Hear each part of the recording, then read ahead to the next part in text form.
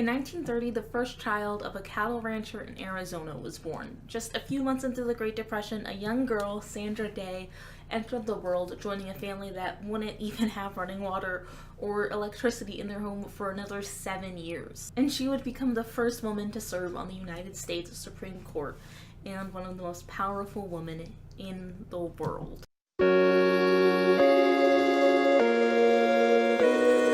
Justice O'Connor once said that we pay a price when we deprive children of the exposure to the values, principles, and education they need to make them good citizens.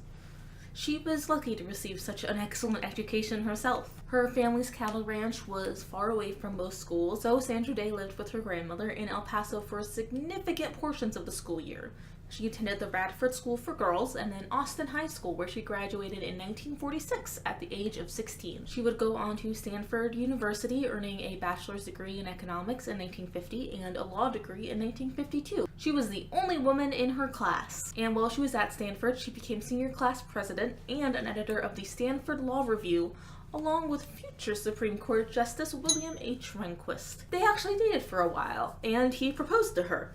She said no. 6 months after graduating law school, though, Sandra Day married John J. O'Connor III, and she would go on to apply to several law firms in San Francisco after graduation, but she was unable to find work as an attorney. She was, at one point, offered a job as a legal secretary, which she was vastly overqualified for, and did not take. Instead, she offered to work for no salary and no office as the deputy county attorney in San Mateo, California. They did not mind hiring a woman to be an attorney, as she was offering free labor and shared a space with the secretary. She would go on to say in Phoenix magazine in 1971 that the more education a woman has, the wider the gap between men's and women's earnings for the same work. Not having a salary is a pretty big difference in earnings. She did not stay in that position very long, though, as her husband, John J. O'Connor III, was drafted into the Army and was stationed in West Germany. He worked as an attorney in the United States Army, and she worked as a civilian attorney and specialized in contracts while working closely with the Army. The couple lived in West Germany for 3 years before moving back to Arizona, where they had 3 sons,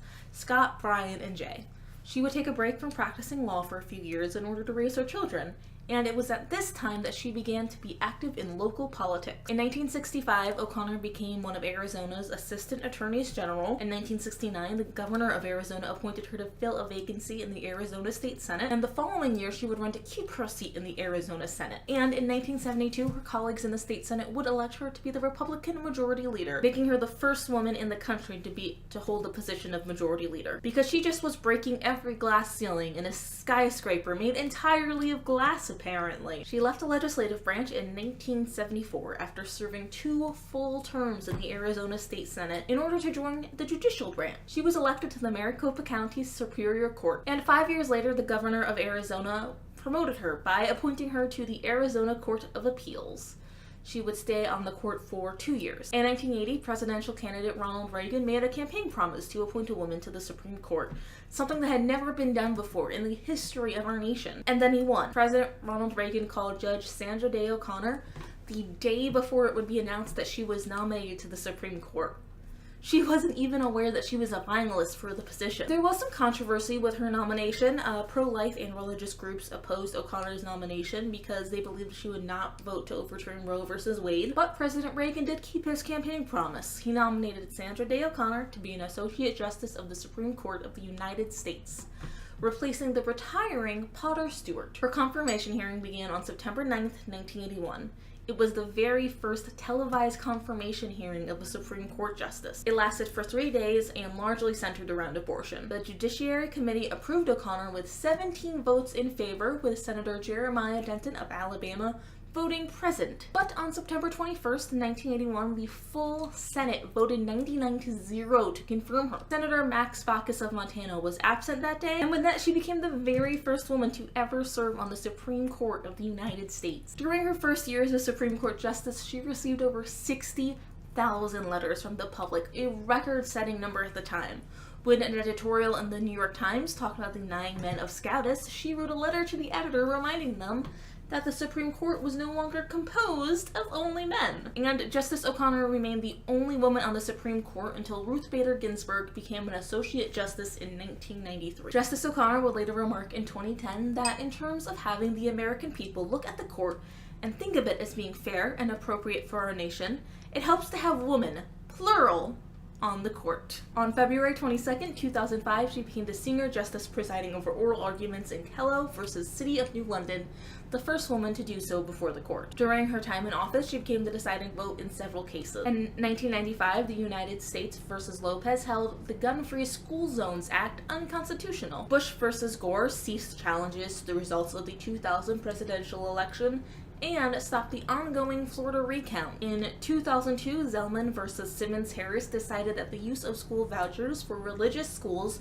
did not violate the First Amendment. And then on July 1st, 2005, Justice O'Connor announced her intention to retire, stating her retirement would take effect as soon as her successor was confirmed. She left to spend more time with her husband, who was suffering from Alzheimer's.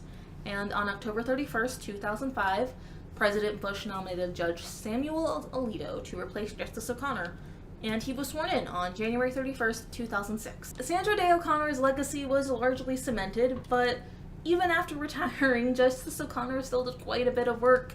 She continued to hear cases on a part-time basis in federal district courts and courts of appeal as a visiting judge.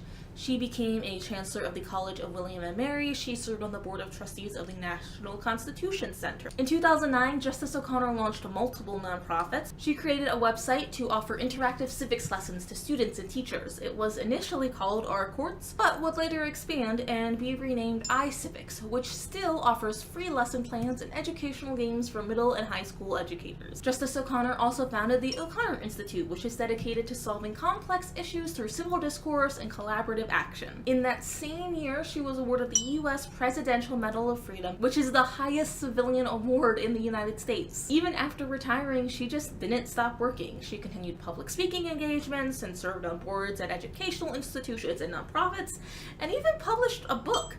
It's called Out of Order: Stories from the History of the Supreme Court, because like a lot of Supreme Court justices, she kept working until she just couldn't work anymore. She retired from public life in October 2018, citing her diagnosis with dementia. Justice Sandra Day O'Connor fundamentally changed the world. She became one of the most powerful people in the United States and one of the most powerful women in the world. And she broke barriers everywhere she went, changing our conception of what women could do. Every woman who has served on the Supreme Court has been on the bench during my lifetime. I don't know a world or a country or a judicial system without women contributing to the national conversation. I am grateful for that, and for everything that the women who came before me have built, and the opportunities they've opened up for me. Justice Sandra Day O'Connor is someone I am honored to include in my list of 1,000 great women. And if you want to see more of this series, you can subscribe, or watch another video of mine, or support me on Patreon.